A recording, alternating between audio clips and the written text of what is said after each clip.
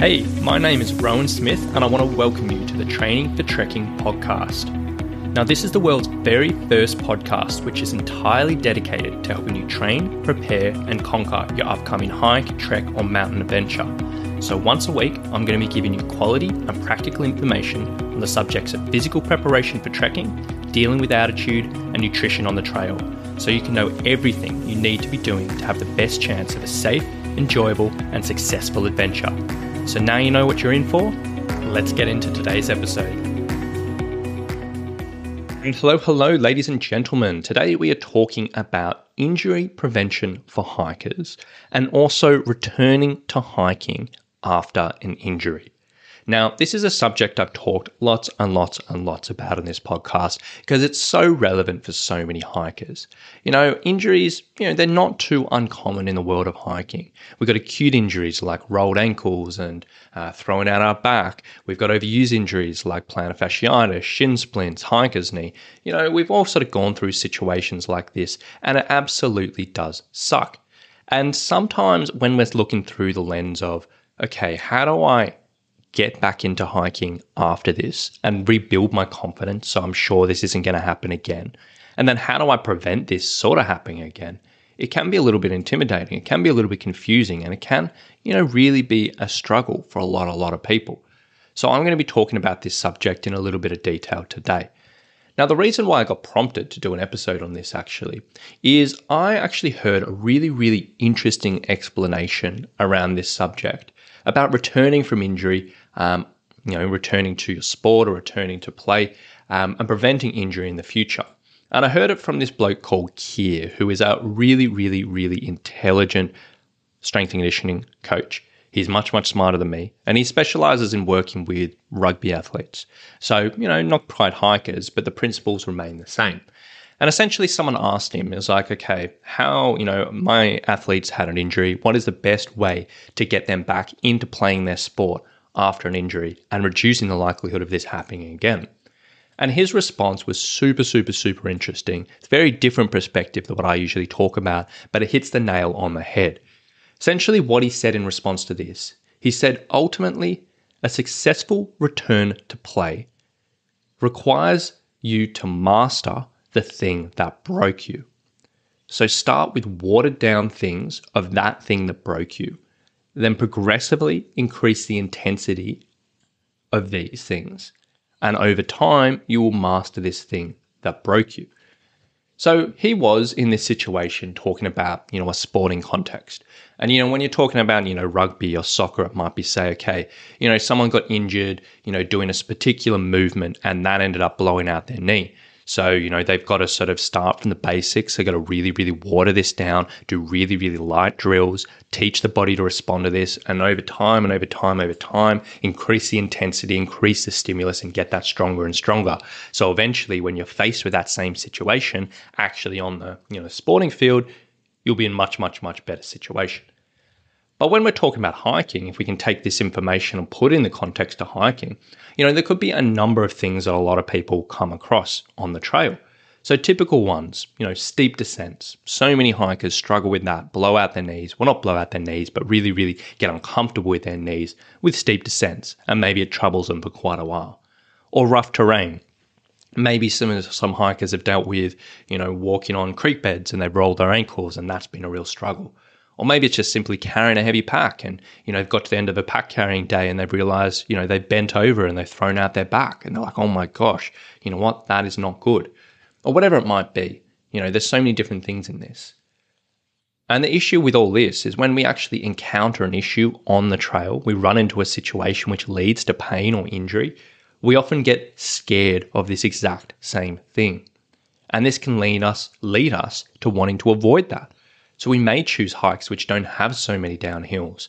We may choose hikes that don't have so much rough terrain. We may choose hikes where we don't actually have to carry so much of a heavy pack. And that can get us so far, but it does limit us.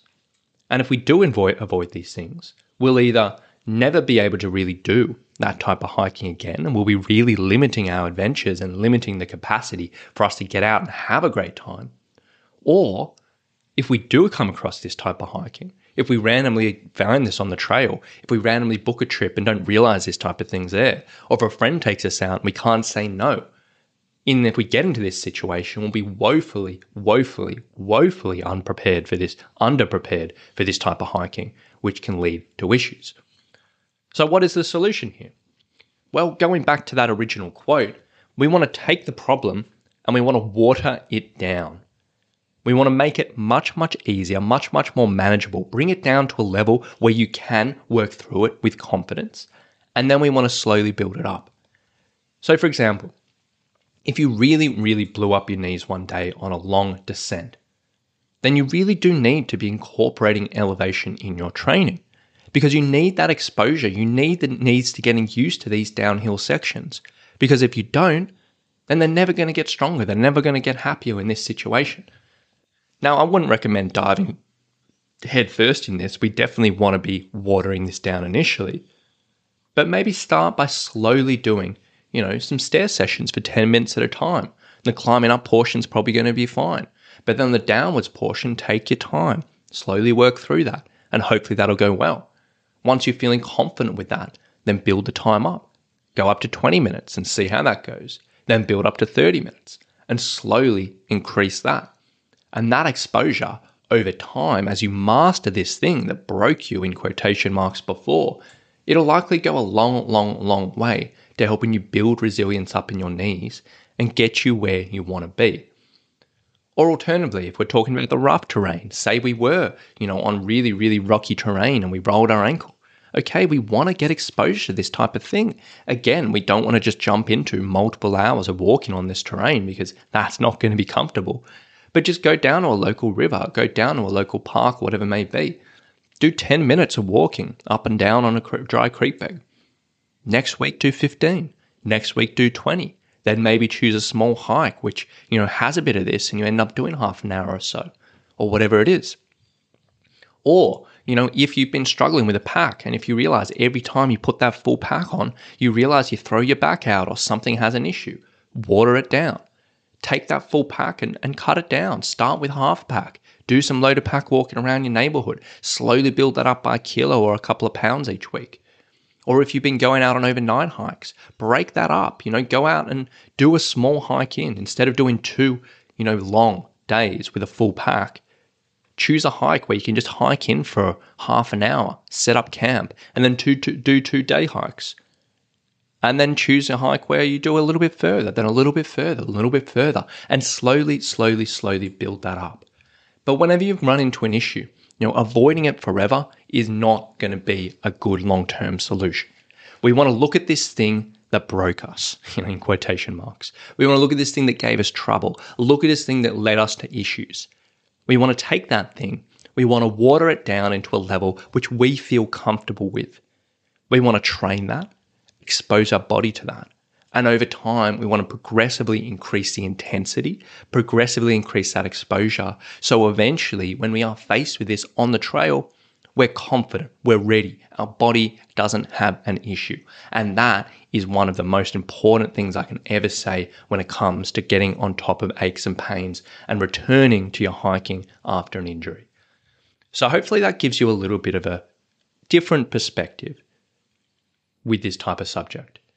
Now, I would always say alongside all this, we definitely, while we're doing this type of thing, we definitely want to look at all those other bits and pieces we often talk about in this podcast. We want to look at the strength training. We want to look at the mobility training. We want to look at the general cardio and reducing fatigue and all of these other bits and pieces. And that's all very, very important. But if we can also get this exposure to the actual thing that caused this issue and do that in a smart and intelligent way, that can go an incredibly, incredibly long way to reducing your discomfort, to improving your confidence, to improving your capabilities, improving your enjoyment, and reducing the risk of this being an issue again in the future. So hopefully that gives you a bit of insight. Hopefully that gives you a bit of inspiration. And I really, really do hope it helps a lot of hikers who might be listening. So if you did want to learn a little bit more around this subject, if you wanted to dive in some other areas you can explore to help reduce the risk of injury in certain situations, if you wanted sort of examples of what you might be able to, how you may be able to water down certain situations or whatever it may be, I would absolutely love if you can come and find me in the Training for Hiking and Trekking Facebook group. Now, inside that group, I'm always happy to expand on these episodes, talk through some extra ideas, and really share any follow-ups you may need. So if you do want to come and find that, that's the Training for Hiking and Trekking Facebook group. I'll leave a link in the show notes below. But either way, hope you really enjoyed this episode today. I hope you got a bit out of it. Have a lovely day, and we'll talk to you very soon. Bye.